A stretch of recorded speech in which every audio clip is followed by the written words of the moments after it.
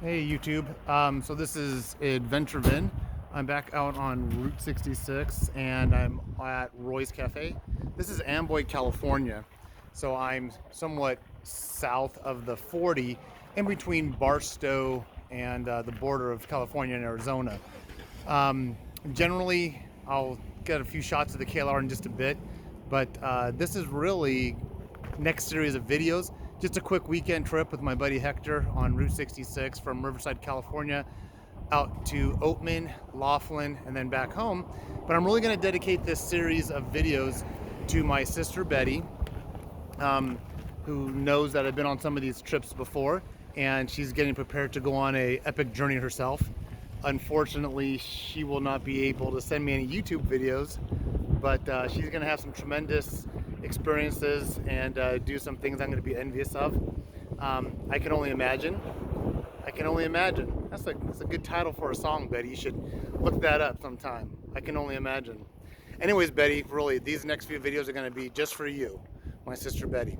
So 2 years ago in 2018, I did that Santa Monica to Chicago round trip on Route 66 on my KLR. Betty, this is Amboy, California, small town, owned by a guy, owns the whole town. I think his name is Roy Okura. And if I pronounced that wrong, I apologize. But what this is Roy's Cafe.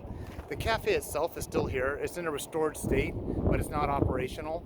But the gas station right behind me, the motorcycles are parked over there, and there's Hector. The gas station is still operational. The prices are no joke. $3.99 for unleaded. I think it's like $4.49 for super. Across the street is an operational post office, right there. And then there were some motor court hotels also restored, and those are the hotels. I mean, the whole town of Amboy, Betty, you're looking at it from the south side of the road. So you got the post office. You head down that direction, you'll get to Needles, California, and the Colorado River. This is the Roy sign, very popular. A lot of the tour books will have that. There are the motel little rooms, and once again, the gas station. I'll walk over here so you can see my motorcycle. And there's a school on the other side of the motel. You just can't see it. And it's nothing's really operational except the post office. You can buy gas, and inside the gas station is somewhat of a convenience gift store.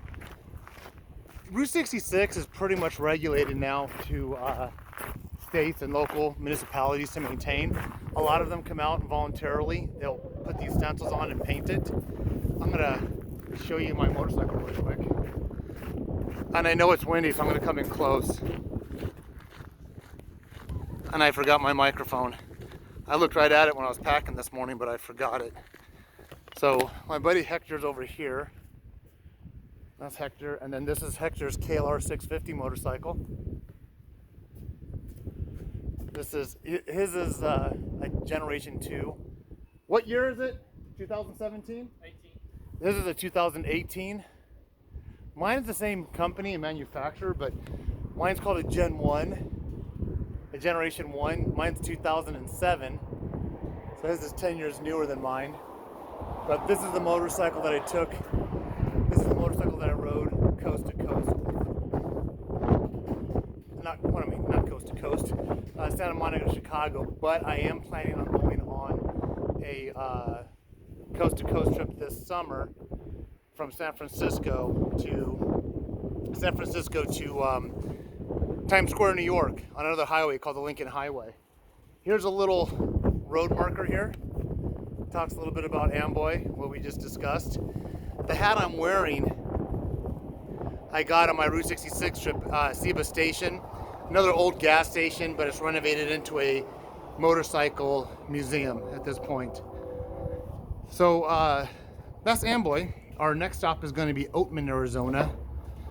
It's our next big stop. If I see something notable, I will pull over and do a little video on that too. What's funny is I'm looking at the time, and there's only 5 minutes elapsed, and usually I've been doing like 12-15 minute videos, but that's how small Oatman is. I will conclude it by saying this. my allure, my attraction, my passion for Route 66 is more historical, being that the first time, which Route 66 is often referred to as the Mother Road, the first time that term was used was in Steinbeck's novel, Grapes of Wrath. Now, what's important to note about when Steinbeck wrote that book, Grapes of Wrath, which was about the Joad family migrating or going from the Oklahoma Dust Bowl into the California area, was Steinbeck termed it the Mother Road, but he wrote that book like around 1928, 1929, when that epic time was still going on, and he actually spent time in these migrant camps. He actually saw these people, talked to them, met them, wrote about them, captured their stories.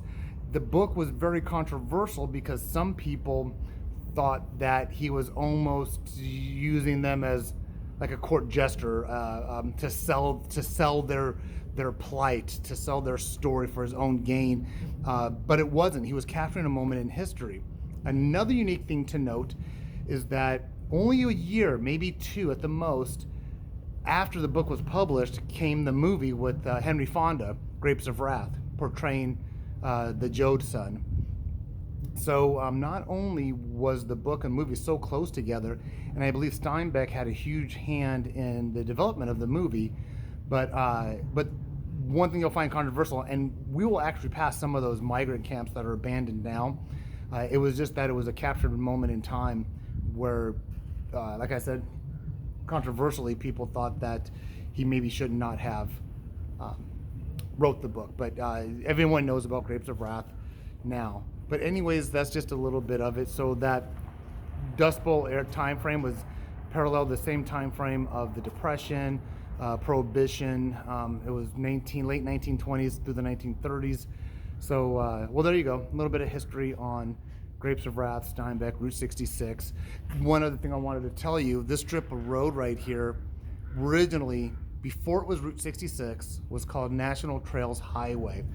When Route 66 got instituted as a national roadway, it got the name Route 66. When it was decommissioned, around this portion decommissioned around early 1980s, it reverted back to its original name, National Trails Highway.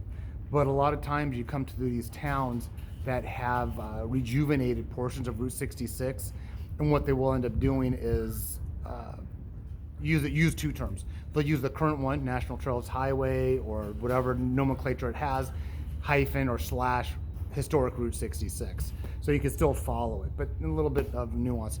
I'm gonna go into the store real quick. Hector's out with the bikes, but yeah, Betty, I was thinking about doing some videos especially for you. So yes, this is for my sister Betty, who, like I said, is preparing to go on her own epic journey herself. And I just wanted to bring her a little bit on my humble one, knowing that hers is just going to be much more meaningful and exciting than mine is. But hope you enjoyed it, Betty. Love you so much. I'm going to see you in a few days.